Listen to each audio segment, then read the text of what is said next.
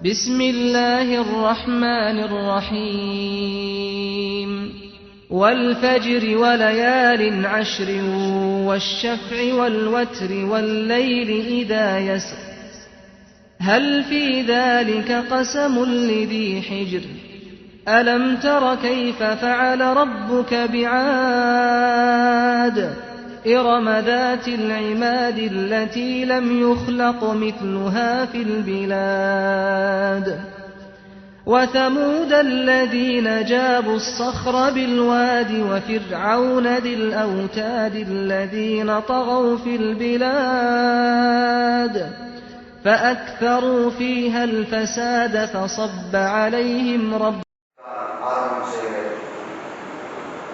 சலாம் சத்தியத்துள்ள உயிரான நம் உயிரை விட மேலான நபிகள் நாயகம் ஸல்லல்லாஹு அலைஹி வஸல்லம் அவர்களை முழுமையாக பின்பற்றி வாழ்ந்த உத்தம சத்திய சஹாபாக்கள், தாபீன்கள், தாபீன்கள், உலக முஸ்லிம்கள், குறிப்பாக இந்த ஜும்மாவிற்கு வருகை தந்திருக்கக்கூடிய அனைவரின் மீதும் எல்லாம் அல்லாஹ்வின் அளவிலா அன்பும் இணையிலா கிருபையும் ஸலவாத்தும் ஸலாமும் ஆஃபியத்தும் என்றென்றும் உண்டாவதாக. ஆரம்பமாக அஞ்சுவதும் அடிபணிவதும் அல்லாஹ் ஒருவனுக்கே என்ற உபதேசத்தை எனக்கும் உங்களுக்கும் வசியத் செய்தவனாகவும் எல்லா சந்தர்ப்பங்களிலேயும் எல்லா நிலைகளிலேயும் அல்லாஹ்வாலும் அல்லாஹ்வின் தூதர் நபிகள் நாயகம் ஸல்லல்லாஹு அலைஹி வஸல்லம் அவர்களாலும் எதெல்லாம் ஹலால் என்று ஆழமாக்கி வைத்திருக்கிறார்களோ அதையெல்லாம் எடுத்து நடக்கும்படியும், எதையெல்லாம் ஹராம் என்று தடுத்து வைத்திருக்கிறார்களோ அவர்களை விட்டு தவிர்த்து இருக்கும்படியும் மீண்டும் ஞாபகப்படுத்தியவனாக என்னுடைய ஜும்மாவை ஆரம்பம் செய்கிறேன். அன்பிற்குரிய எல்லாம் என்னுடைய இஸ்லாமிய பெரியவர்களே, சகோதர நண்பர்களே, திருக்குர்ஆன் நபிகள் நாயகம் ஸல்லல்லாஹு அலைஹி வஸல்லமுடைய வாழ்வும் வழிமுறையும் எல்லா காலகட்டத்திற்கும் பொருந்தக்கூடிய அளவுக்கு சிறந்த ஒன்று என்பதை முதலாவது நாம் புரிந்து கொள்ள வேண்டும்.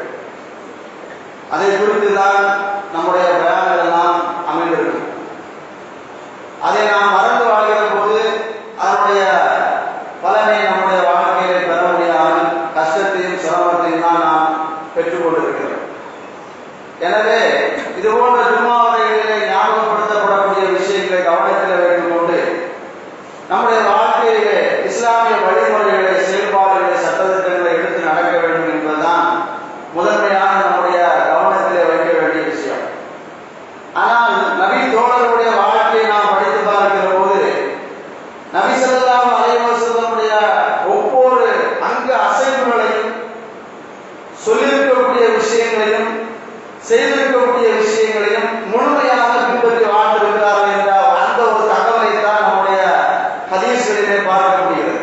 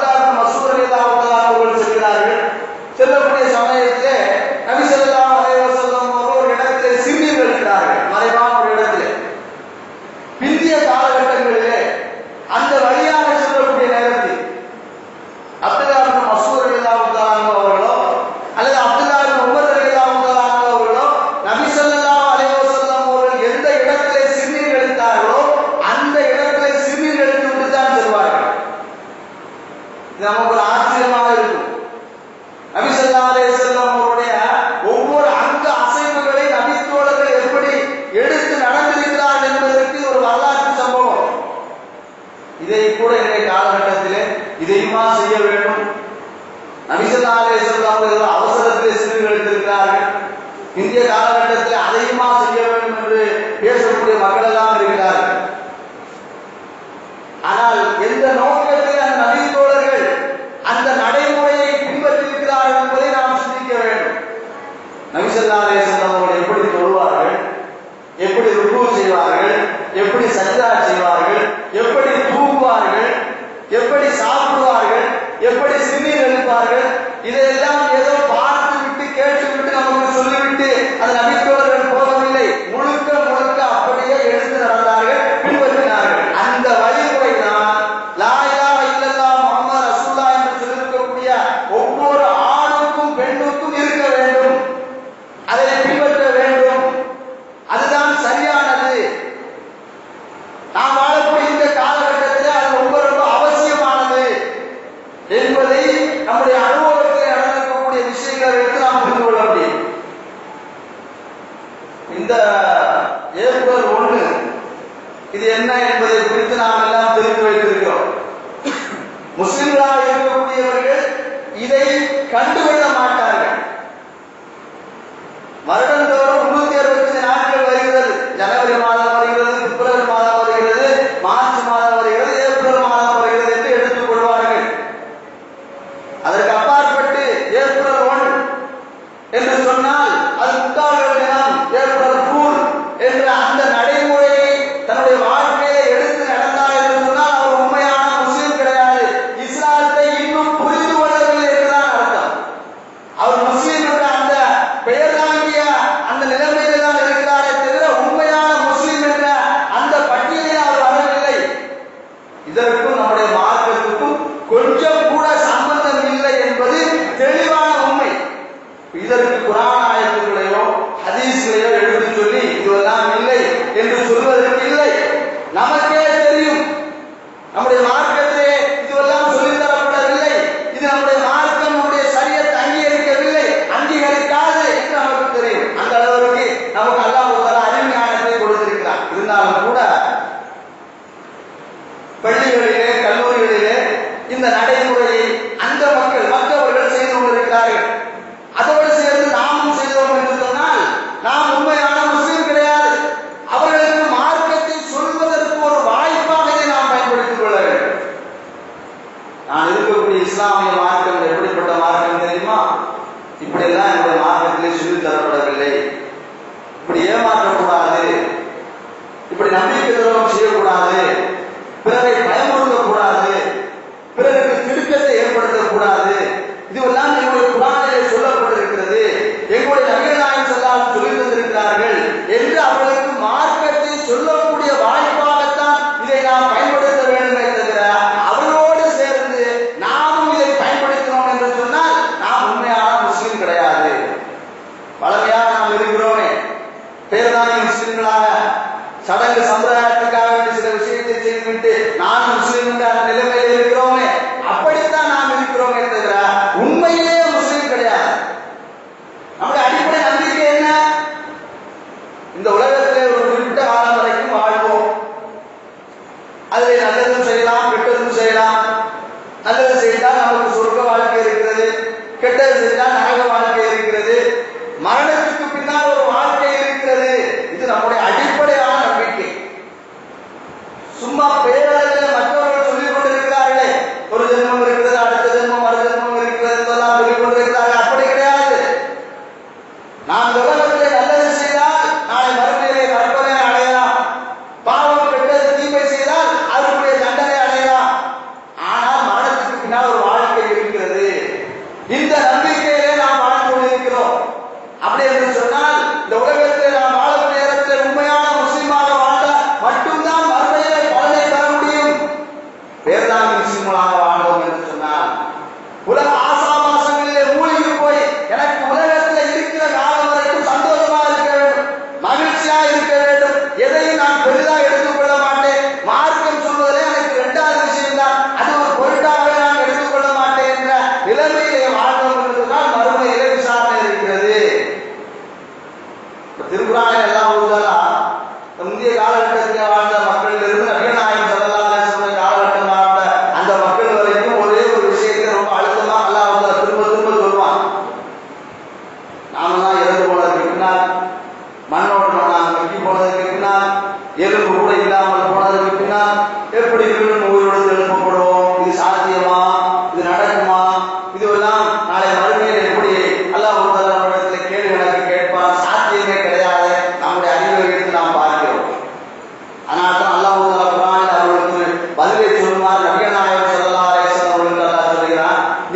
எதுவுமே இல்லாமல் அல்லாஹ் தஆலா அவங்களை படைத்தார். இந்த உண்மை யாரும் மறுக்க முடியுமா?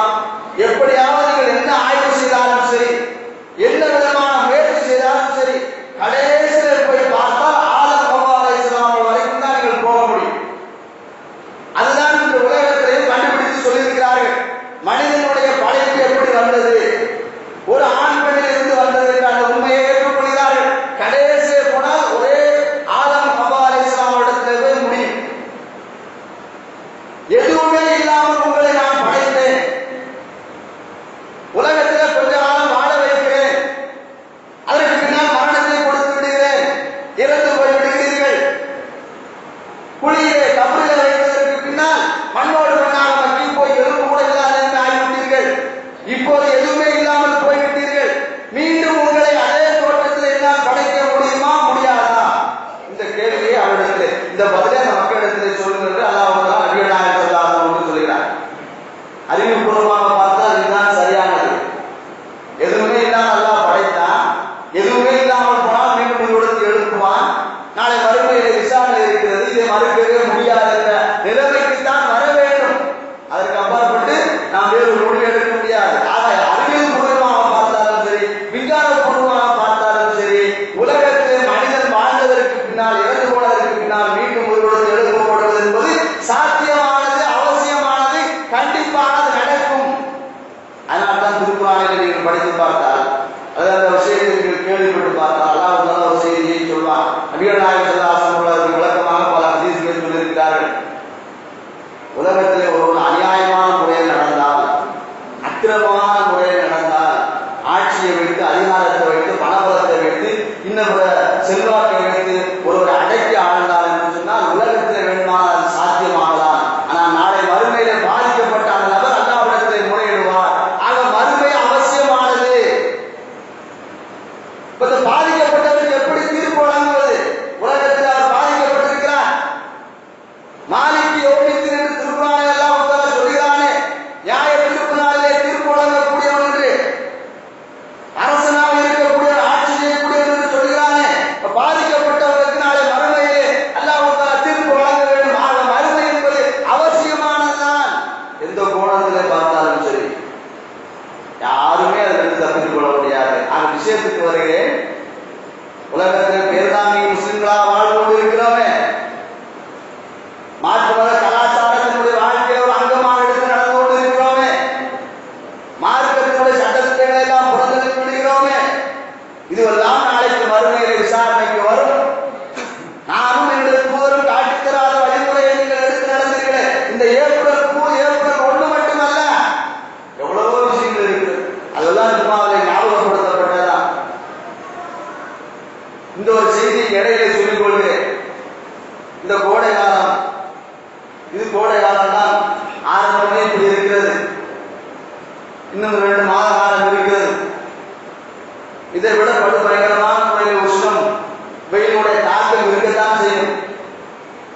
அந்த நேரத்தில் சிறு குழந்தைகளிலிருந்து பெரியவர்கள் வரைக்கும் உடலிலே பாதிப்பு ஏற்படும். பொக்களங்கள் வரும், கட்டிகள் வரும். இதை அறிவுபூர்வமாக பார்த்தாலும் சரி, மருத்துவர்களிடத்தில் சென்று கேட்டாலும் சரி, என்ன சொல்வார்கள் தெரியுமா? வெயில் சூட்டினால வரக்கூடியது, இதைத்தான் சொல்வார்கள். நம்ம மக்கள் எப்படி இருக்கிறார்கள் தெரியுமா? முஸ்லிம்களுக்கு தான் இதை சொல்கிறேன், மற்றவர்களுக்கு நமக்கு கவலை கிடையாது. அவருடைய கலாச்சாரம், பண்பாடு, அவருடைய சார்ந்த விஷயம். பலவிதமான மூட பழக்க வழக்க நம்பிக்கை அவர்கள் ஒன்று செய்து கொண்டிருப்பார்கள். நாம் முஸ்லீமாக இருந்து கொண்டு அந்த நோய் வந்து விட்டது, அம்மா நோய் வந்து விட்டது, பொட்டம்மா, சட்டம்மா, அந்தம்மா, இந்தம்மா என்று ஏகப்பட்ட அம்மையை சொல்கிறார்கள். இதை குறித்து நான் பல தடவை சொல்லியிருக்கிறேன். சொல்ல வேண்டும், சொல்லிக்கொண்டே இருந்தால் தான் இந்த மக்கள் திருந்துவார்களோ என்று எனக்கு தோன்றுகிறது. நம்முடைய மார்க்கம் சொல்லித்தராத ஒரு வழிமுறையை நாம் எடுத்து நடப்பது எந்த விதத்தில் நியாயமானது? அதை எப்படி நாம் எடுத்துக்கொள்ள முடியும்? இது ஒரு கலாச்சாரம். மாற்று மதத்தை சார்ந்தவர்கள் செய்யக்கூடியது, அது அவர்களை சார்ந்த விஷயமா இருந்தாலும் கூட நமக்கு என்ன சம்பந்தம் இருக்கிறது? அதற்கு என்ன வழிமுறை? மருத்துவம், குளிர்ச்சியான பொருட்களை சாப்பிட சொல்வார்கள். இளநீர், அதே போல என்னென்ன பொருட்கள் இருக்கிறத சாப்பிட சொல்வார்கள். வேப்பிலையை மேலே தடவ சொல்வார்கள். அது மருத்துவ ரீதியாக சொல்லப்படக்கூடிய தகவல். வேப்பிலையிலே இந்த கிருமிகளை கொல்லக்கூடிய அந்த மருத்துவ குணம் இருக்கிறது. அதே போல அந்த அரிப்பை அடக்கக்கூடிய ஒரு தன்மை இருக்கிறது. இது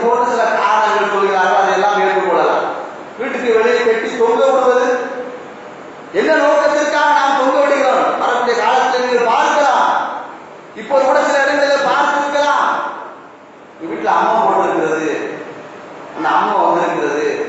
எனவே வீட்டுக்குள்ள வரக்கூடியவர்கள் தவறான அந்த சுத்தம் இல்லாதவர்கள் வரக்கூடாது, அதை செய்யக்கூடாது, இதை செய்யக்கூடாது, ஏகப்பட்ட விஷயங்கள் சொல்கிறார்கள்.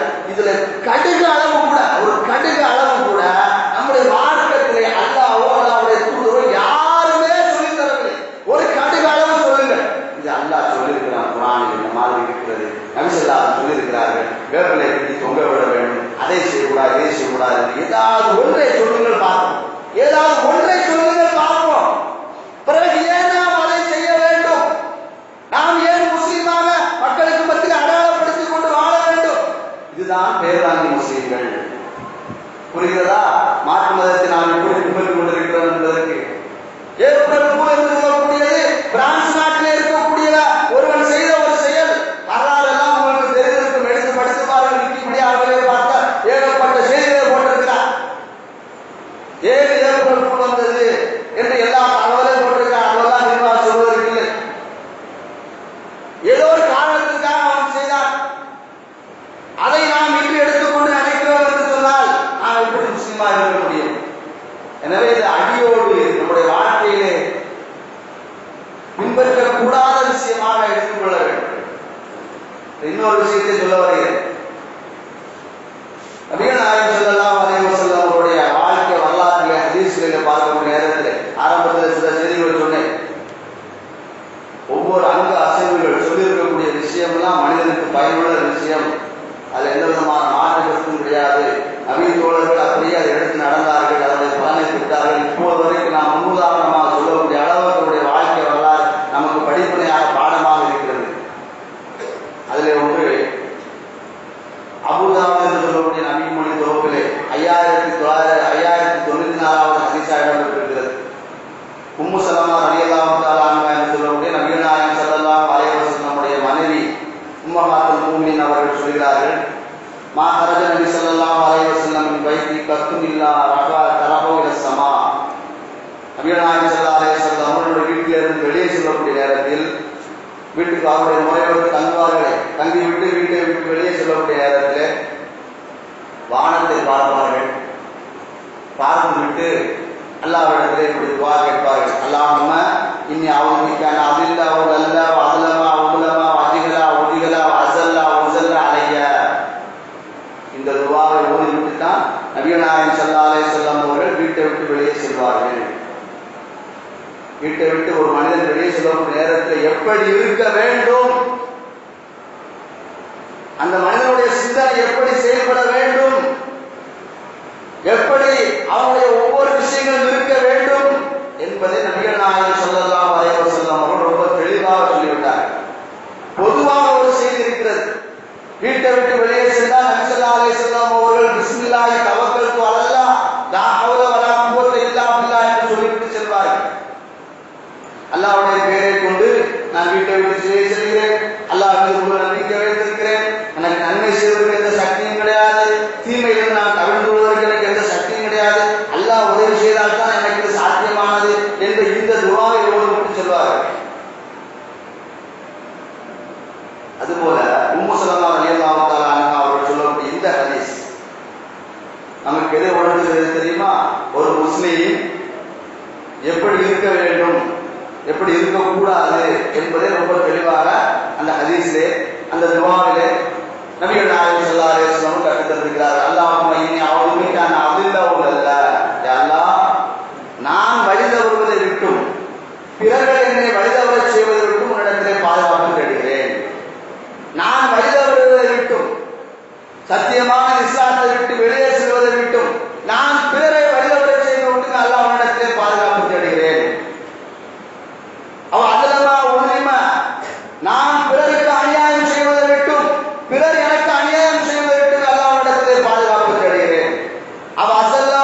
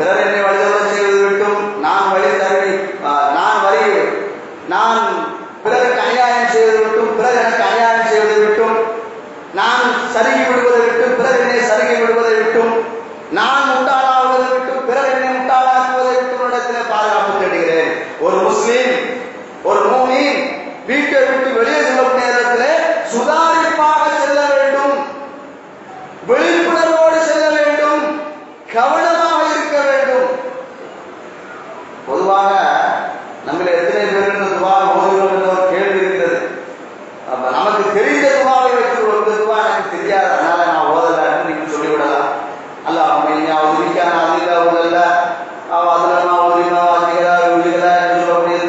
தெரியாது என்று நீங்கள் சில காரணங்களை சொல்லலாம். அது நானும் நீங்களே ஏற்றுக்கொள்ளலாம். பொதுவாக பிஸ்மில்லாஹி தவக்கல்து அலல்லாஹ் என்று சொல்லக்கூடிய துவா இருக்கிறது. அந்த துவா நாம் எத்தனை பேர் ஓதிக்கொள்கிறோம் என்பது ஒரு கேள்வி இருக்கிறது. அதையெல்லாம் விட இந்த காலகட்டத்திலே நீங்கள் சுற்றி பைக் இருக்கிறது, ஆன் பண்ணினால் போதும், அதிக துவா ஓதிவிடும். நாம் ஓதுவதற்கு தேவையில்லாத அளவுக்கு ஆகிவிட்டது. அந்த அளவுக்கு நம்முடைய காலங்களெல்லாம் சுருங்கி போய்விட்டது.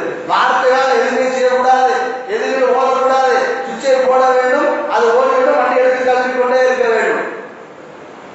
மா யல்ஃபிரு மின் கௌலின் இல்லா லதைஹி ரகீபுன் அதீத். அல்லாஹ் திருக்குர்ஆனில் சொல்கிறார், நீங்கள் வாயிலிருந்து பேசக்கூடிய ஒவ்வொரு வார்த்தைகளும் அங்கே எழுதப்படுகிறது. அல்லாஹ்வுடைய தூதர் சொன்னார்களே, பிஸ்மில்லாஹி தவக்கல்து அலல்லாஹ் லா ஹவ்ல வலா குவத்த இல்லா பில்லாஹ். இதை ஓதிவிட்டு போனால் இந்த வார்த்தையை நாம் பயன்படுத்தினோமே, வாயிலிருந்து மொழிந்தோமே, வாயிலிருந்து சொன்னோமே, அது நன்மையாக எழுதப்பட்டு மறுமையில் அல்லாஹ்வுக்கு கொண்டு வரப்படும். எல்லாமே அப்படியே தலைகளாக மாறிக்கொண்டிருக்கக்கூடிய ஒரு காலகட்டத்திலே வாழ்ந்து கொண்டிருக்கிறோம். தஸ்பீஹ் மணி இருக்கிறது, தஸ்பீஹ் மணி அது ஆரம்ப காலகட்டத்திலே இருந்து இருக்கிறது. அதாவது நபிஸல்லல்லாஹு காலகட்டத்திலே இருந்து அதுக்கு முந்தைய காலகட்டத்தில் நம்முடைய முன்னோருடைய காலகட்டத்தில இருந்து இந்த திக்ரு போடுவதற்காக வேண்டி கடைபிடிக்கப்பட்ட ஒரு வழிமுறை. ஆனால் நபிஸல்லல்லாஹு அலைஹி வஸல்லம் அவர்கள் அதுவெல்லாம் வேண்டாம், செய்யலாமா என்றால் செய்யலாம், அதுவெல்லாம் வேண்டாம். சஹாபா பெருமக்களுக்கு, சஹாபியத்தான பெண்மணிகளுக்கு, வீட்டில் இருக்கக்கூடிய பெண்களுக்கு இதை சொல்லுங்கள். பெண்மணிகளுக்கு நபிஸல்லல்லாஹு சொல்கிறார்கள், கைகளினால் விரல்களினால் நீங்கள் திக்ர் ஓதுங்கள். சுப்ஹானல்லாஹ், அல்ஹம்துலில்லாஹ், அல்லாஹு அக்பர். இப்படி இந்த கைகள் விரல்களினால் இந்த கண்டுபிடித்து சொல்கிறார்கள். எவ்வளவு ஆச்சரியமான விஷயம். சதக ரசூலுல்லாஹி ஸல்லல்லாஹு அலைஹி வஸல்லம், அல்லாஹ்வுடைய தூதர் நபிகள் நாயகம் ஸல்லல்லாஹு அலைஹி வஸல்லம் அவர்கள் சொன்ன ஒவ்வொன்றும் உண்மையானது, சத்தியமானது என்பதற்கு இவைகள் எல்லாம் சான்று, ஆதாரம். இந்த விரலை இப்படி வைத்தால் உடம்பில் என்ன ஆரோக்கியம் கிடைக்கிறது, இப்படி வைத்தால் என்ன ஆரோக்கியம் கிடைக்கிறது, இப்படி வைத்தால் என்ன ஆரோக்கியம் கிடைக்கிறது, இப்படி வைத்தால் என்ன ஆரோக்கியம் கிடைக்கிறது, இப்படி வைத்தால் என்ன ஆரோக்கியம் கிடைக்கிறது என்று பட்டியல் போட்டு சொல்லிக் கொண்டிருக்கிறார்கள். டாக்டர் வீடன் என்று சொல்லக்கூடிய ஒரு பத்திரிகை இருக்கிறது. இன்ஷா அல்லாஹ் வாய்ப்பு கிடைத்தால் படித்து பாருங்கள். இப்பெல்லாம் மக்கள் எல்லாம் இன்டர்நெட் பயன்படுத்த ஆரம்பித்து விட்டார்கள். அதை தட்டி பாருங்கள், அல்லது புக்கு கிடைத்தால் படித்து பாருங்கள். இது சம்பந்தமாகவே ஒரு கட்டை எழுதி வருகிறார்கள். கிட்டத்தட்ட பல மாத காலமாக விரல்கள் செய்யும் வினோதம், அது தலைக்கு அப்படித்தான், விரல்கள் செய்யும் வினோதம், இப்படி செய்யுங்கள், இப்படி செய்யுங்கள், அப்படி செய்யுங்கள் இந்த படத்தோடு கொண்டிருக்கிறார்கள். இதைத்தான் நபிகள் நாயகம் ஸல்லல்லாஹு சொன்னார்கள். ஆக நான் ஆரம்பத்தில் சொல்லி பாருங்கள், அல்லாஹ்வும் அல்லாஹ்வுடைய தூதர் உங்களுக்கு எதை கற்றுத் தந்திருக்கிறார்கள், சொல்லித் தந்திருக்கிறார்களோ அதை அப்படியே எடுக்க வேண்டும். அப்துல்லாஹ் இப்னு மஸ்ஊத் ரலியல்லாஹு தஆலா அன்ஹு அவர்கள், அப்துல்லாஹ் இப்னு உமர் ரலியல்லாஹு தஆலா அன்ஹு அவர்கள் நபிகள் நாயகம் ஸல்லல்லாஹு அலைஹி வஸல்லம் எப்படி சீர்கழித்தார்கள் என்ற இடத்தை தேடி பார்த்து அந்த இடத்திலே சீர்கழித்தார்கள். இதுதான் சுத்தத்தான வழிமுறை. இந்த வழிமுறையை எடுத்து நடங்கள். எதுக்கு இதை சொல்ல வேண்டும் தெரியுமா? மிஷின் வந்து விட்டது. தஸ்பீஹ் மணிக்கு அடுத்து மிஷின் வந்து விட்டது. கையில மாட்டி போத மாட்டி விடுவார்கள். இப்படியே அப்படின்னு என்ன நன்மை கிடைக்க போகுது என்று எனக்கு தெரியவில்லை. ஒருவேளை வாய்களினால் சொன்னதினால் வேணுமா நன்மை கிடைக்கலாம். ஒரு உதாரணத்தை சொன்னேன், நீங்கள் வாய்களினால் பேசினால் மொழிந்தால் அதற்கு நன்மை கிடைக்கும் என்று. ஒருவேளை சுப்ஹானல்லாஹ் என்று நீங்கள் சொன்னால் கூட அதற்கு நன்மை கிடைக்கலாம். ஆனால் உள்ளார்ந்த அர்த்தம் என்ன நன்மை கிடைக்க வேண்டும் என்ற நோக்கத்திலே நபிஸல்லல்லாஹு சொன்னாரோ அதனை பலனை நாம் பெற முடியாது. அது இன்னொரு வேடிக்கையான விஷயம் என்ன தெரியுமா? இன்னும் நம்முடைய மக்கள் அப்படித்தான் இருக்கிறார்கள். தொழுகைக்கு பின்னால், அஸ்ர் தொழுகைக்கு பின்னால், மக்ரிப் தொழுகைக்கு பின்னால், இன்னும் வேகமாக இப்படி வருவார்கள். பல தடவை சொல்லிவிட்டேன், மீண்டும் சொல்வதனால் தவறு கிடையாது. நாம் இன்னும் அப்படித்தான் இருக்கிறோம். அம்மா நோய் இருக்கிறது இப்போ நான் புதிதாக சொல்கிறேன், பல பயான்களை சொல்லிவிட்டேன். மாற வேண்டும், மாற்றிக் கொள்ள வேண்டும் என்பதற்காக சொல்லப்படுகிறது. இன்னும் இப்படித்தான் செய்கிறார்கள். சுப்ஹானல்லாஹ், நிறுத்தி ஓதுங்கள். குறைந்தவர்கள் அந்த ஒன்றைத்தான் நாம் உருப்படியாக செய்கிறோம். சுப்ஹானல்லாஹ், சுப்ஹானல்லாஹ்,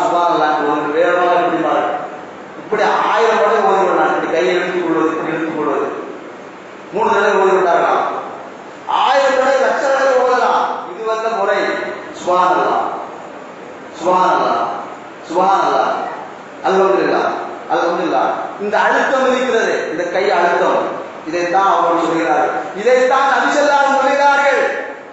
உங்களுடைய விரல்களின் மூலமாக தஸ்பீஹ் செய்வதை பற்களின் மூலமாக, கடவாய் பற்களின் மூலமாக கடித்து பிடித்துக் கொள்ளுங்கள். என்ன வார்த்தை சொல்லியிருக்கார்கள் பாருங்க. கடவாய்களை கடித்து நீங்கள் வைத்த ஒரு பொருளை எடுத்துவாங்க, எடுக்கவே முடியாது.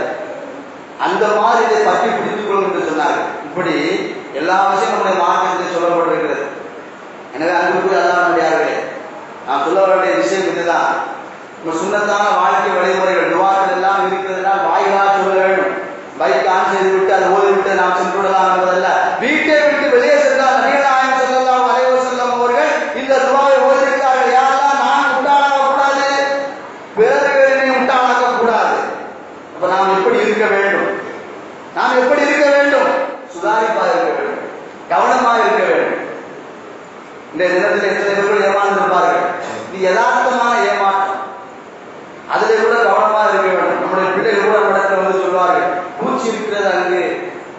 ஒரு வகையில் சந்தோஷம் தான், ஆனால் மார்க்க அனுமதிக்கவில்லை. பூச்சி இருக்கிறது, இங்கு பூச்சி பார்த்தால் ஏற்படும் பூ என்று சொல்வார்கள். இந்த பழக்கத்தை நம்முடைய இளம் தலைமுறைகளுக்கு மாற்ற வேண்டும். இப்படிலாம் கிடையாது, இப்படிலாம் செய்யக்கூடாது, நம்முடைய மார்க்கம் சொல்லித் தரவில்லை, ஏமாற்றக்கூடாது என்று சொல்ல வேண்டும். அப்போ ஒரு முஸ்லீமாக இருந்தால் வீட்டை விட்டு வெளியே சொல்லக்கூடிய இடத்துல கூட யாரெல்லாம் நான் முட்டாளாக கூடாது, என்னை பிறகு முட்டாளாக கூடாது, நான் துவா ஓதிவிட்டேன், யாரெல்லாம் நம்ம எப்படிலாம் ஏமாற்றுகிறார்கள் என்று கவனமாக சொல்ல வேண்டும். சில விஷயங்கள் மட்டும் சொல்லுகிறேன். இன்றைய காலகட்டத்தில் நாம் எப்படியெல்லாம் ஏமாந்து கொண்டிருக்கிறோம். அதில் வந்து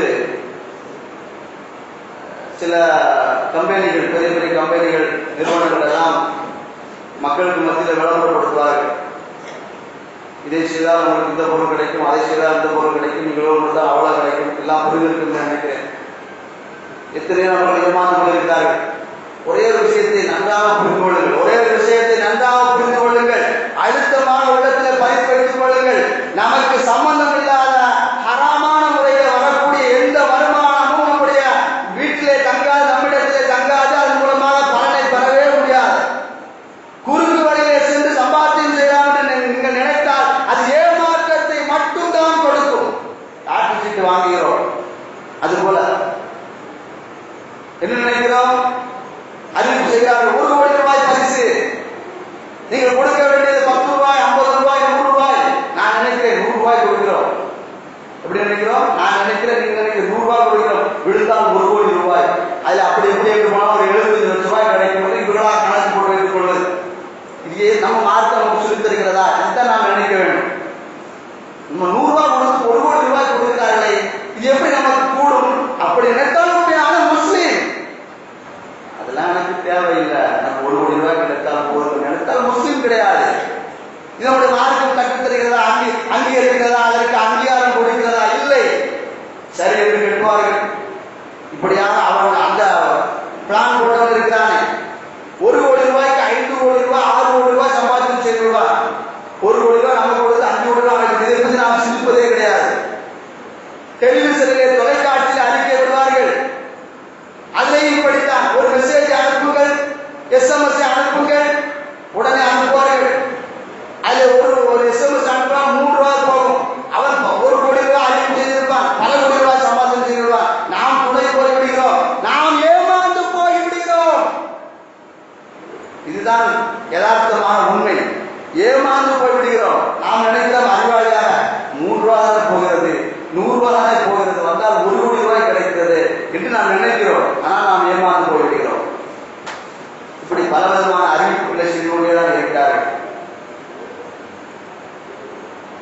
இன்னும் நாம் விழிப்புணர்வு பெறவில்லை, கவனமாக இருக்க வேண்டும் என்பதற்காகத்தான் சில செய்திகள் சொல்லப்பட்டிருக்கிறது.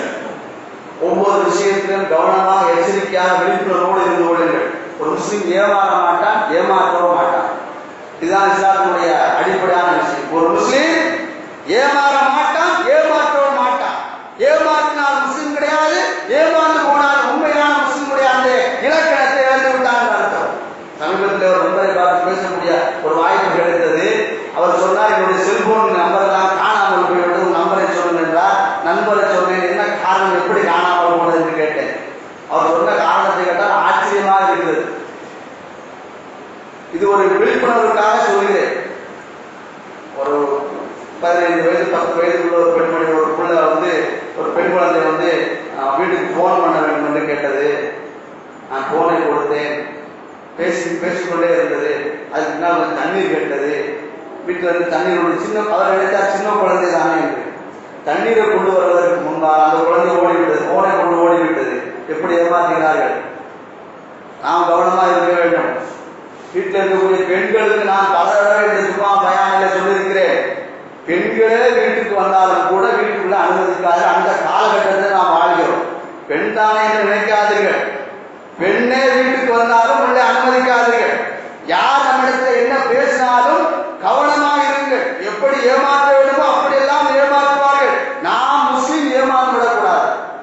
ஏமாறுவதற்கு என்னென்ன தந்திரங்கள் வழிமுறைகளுக்கு என்னென்ன இருக்கிறது எல்லாம் செய்வார்கள். அப்படியே நம்பக்கூடிய அளவுக்கு அழுது புலம்புவார்கள். அது உண்மையும் இருக்கலாம். நான் தேடி கண்டுபிடிக்க வேண்டும். பெரும்பாலான விஷயம் எனக்கு குமரகாரத்துக்கு வந்திருக்கிறேன், வீட்டில் வறுமையில இருக்கிறேன், டாக்டர்ல உடல்நிலை சரியில்லை, அது சரியில்லை, இது சென்று அந்த வாங்கி பார்த்தாலும் தெரியும். சம்மந்தமே இருக்காது. இப்படி எல்லாம் இருக்கிறார்கள். கிடக்கப்படும் நமக்கு இறக்க குணம் சிலர்களுக்கு இயல்பாக இருக்கும். ரொம்ப கஷ்டப்பட்டு வயதான ஆளா இருக்கிறார்கள் சொல்லி நாம் ஒரு காசு பணத்தை கொடுப்போம். அதுக்கு நான் என்ன செய்வார் தெரியுமா? இது நான் சொல்லியிருக்கிறேன். எதை மார்க்கம் தடை செய்திருக்கிற அறமான செயலை மது இருந்து கொண்டிருப்பார். நம்முடைய காசு பணம் எப்படி போகிறது, இப்படி போகிறது. ஆனால் எதற்குமே கவனமாக எச்சரிக்கையாக இருங்கள். ஏமாறாதீர்கள், ஏமாற்றாதீர்கள். இதுதான் நம்முடைய வாழ்க்கையில கவனமாக இருக்க வேண்டிய விஷயம் என்பதை கவனத்தில் வைத்துக் கொண்டு வரக்கூடிய காலத்திலே அல்லாஹ்வுடைய தூதர் எந்த வழிமுறை நமக்கு சொல்லித் தந்திருக்கிறாரோ அதை சரியான முறையில் புரிந்து அதுபடி நம்முடைய வாழ்க்கை அமைத்துக் கொண்டு வாழ்வதற்கு, உண்மை முஸ்லிமாக வாழ்வதற்கு அல்லாஹ் ஆலமீன் நம் அனைவரும் உதவி செய்ய முடிவானாக. வாக்குறுதிவான அல்ஹம்துலில்லாஹி ரப்பில் ஆலமீன். பாரக்கல்லாஹு வலக்கும் ஃபில் குர்ஆனில் கரீம் வ நஃபஅனா வ இய்யாக்கும் பில் ஆயாத்தி வ ذிக்ரில் ஹக்கீம் இன்னஹு தஆலா ஜவ்வாதுர் கரீம் பர் ரഊஃபுர் ரஹீம் ரப்பல் ஹலீம். بك راضية مرضية فادخلي في عبادي وادخلي جنتي.